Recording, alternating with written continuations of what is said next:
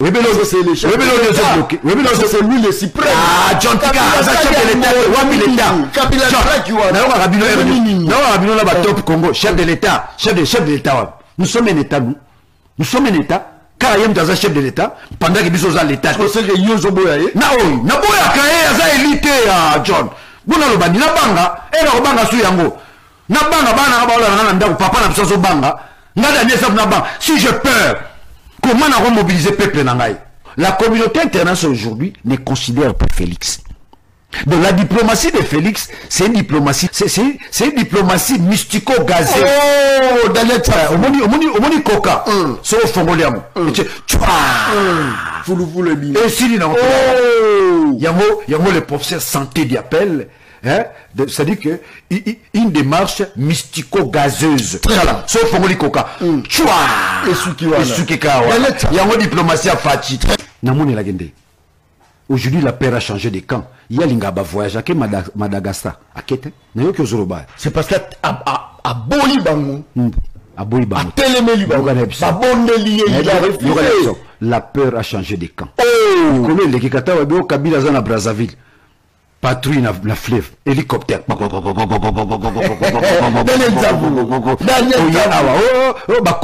La peur a changé de camp. So moningu la borolia lignoko se ngulo na zana problème. Oh, Fatina voyage. Fatina voyage. Mais le lot Fatina moboya voyage. La peur a changé de camp. Oh, nazo kebisa passer au Mukendi, Paul Mukendi. Paul Mukendi. Nazo kebisa monsieur. Là, vous tombez dans ce qu'on appelle l'irrationalité doublée de l'idiotie. C'est-à-dire que, au Félix, on est 2020, on est au-delà de 2021. Moreza Félix. Moreza IDPS. Moreza régime. Pourquoi vous voulez nous pousser à la colère?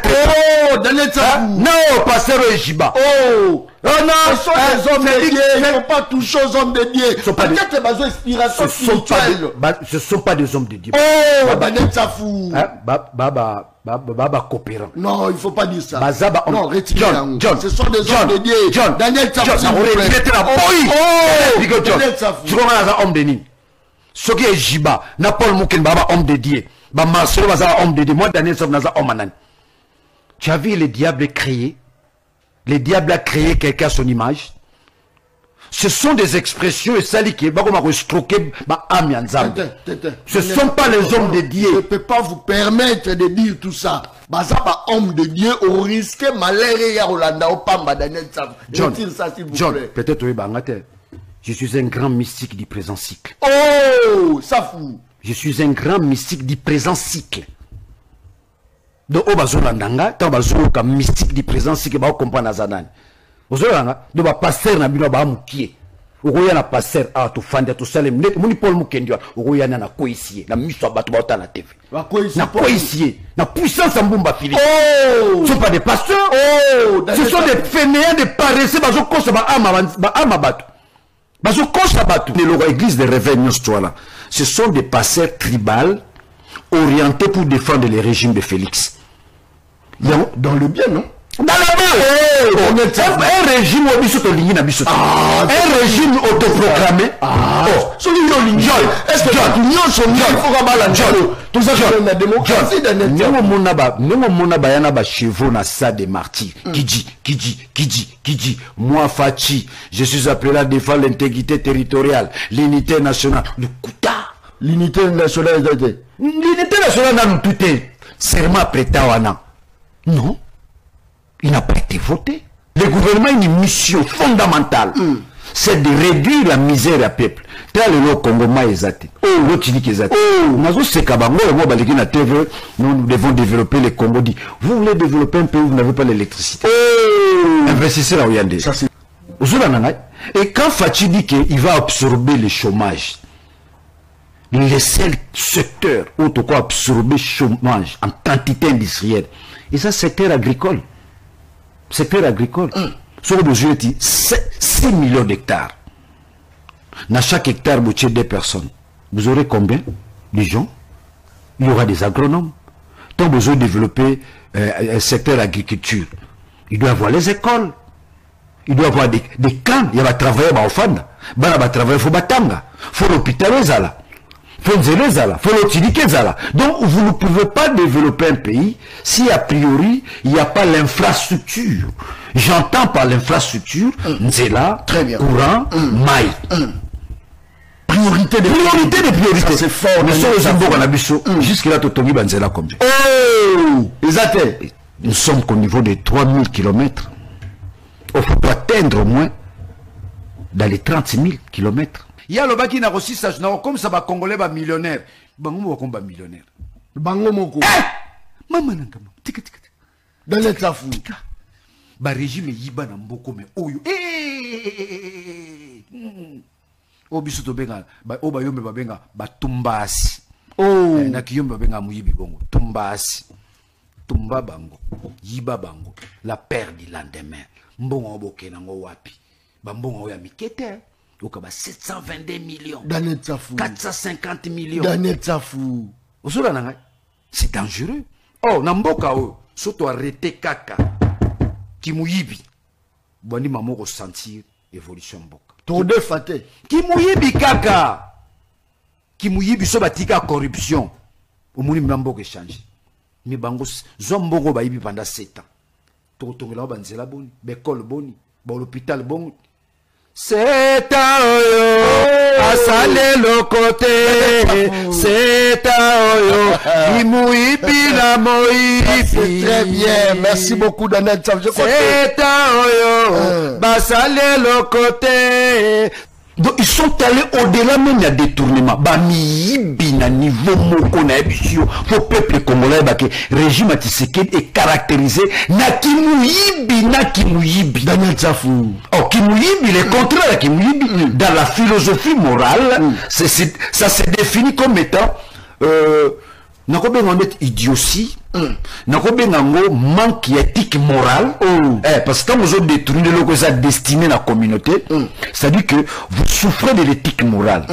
Vous avez monté, vous avez boigna, mayele, vous avez kaku. Tu as deux catégories d'opposants. Tu as opposant de Daniel Safou, tu as opposant au Melara Soupandakala. Soupu. Na moyo akameli soupu ndakala na epa ya fachi na pourquoi Daniel boni ça va apa msomo. Par exemple Fayulu. Oh Daniel il faut pas dire ça. L'homme constant bazo ba yé muto atikali pena idéal. Ba benga mikolo un gros poisson en dehors des eaux. Muni mai mbisa munene mazan dehors mai. Oh. Oyebi likambo ya Fayulu ezakutu likambo lobelate. C'est regrettable. Au moniteur basali dynamique de l'opposition. Biso tondimara Fayulu tondoro lingé par sa rigueur. Fayulu sera yoki kaka muta opposition. A solo etala muta Kabila balongolio. Bo matungulu balongola ndeni.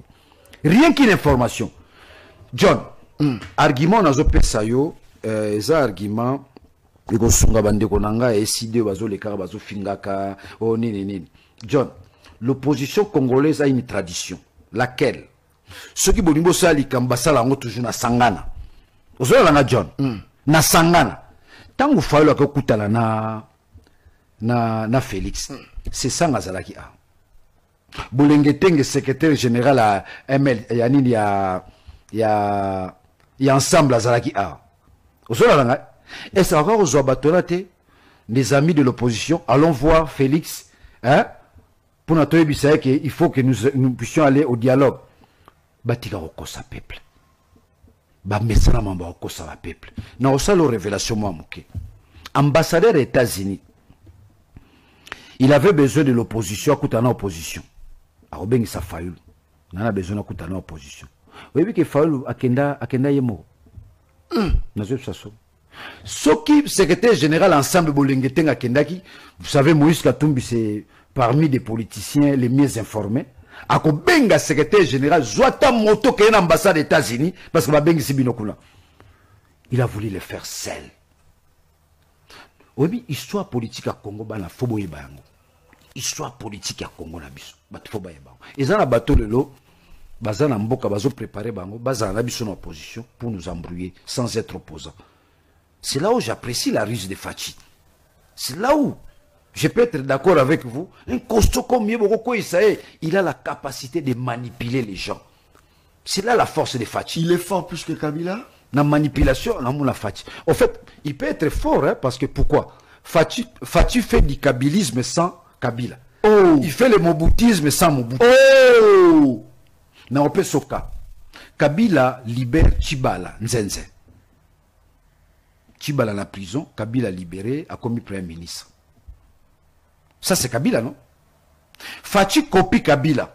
Il libère Jean-Marc Abound. On n'a jamais revu sa condamnation. Sa condamnation coulait à force d'une chose jugée. Tant que bimise prison, bimise nani? Bimise bongo. Bimise bongo. Boya likamouya transport. Voilà domaine à Jean-Pierre Mbembati. Échec in échec. Foin.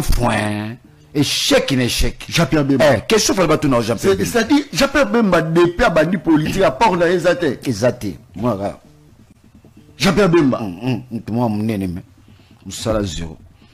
Yango va se plaindre avec un transport. Peuple va se plaindre. Yo, Toba, ministre, journaliste balaba. Peuple va se plaindre. Batu bazora la moto.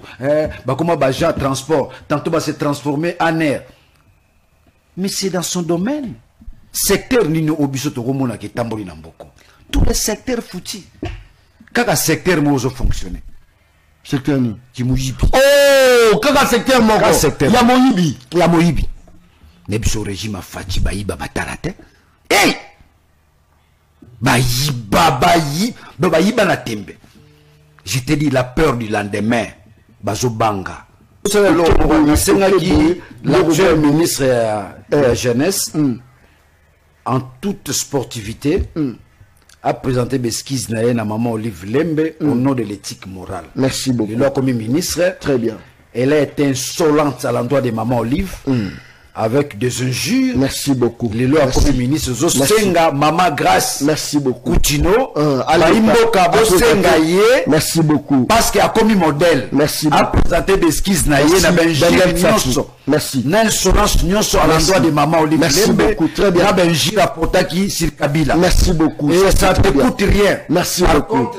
Merci beaucoup. Merci beaucoup.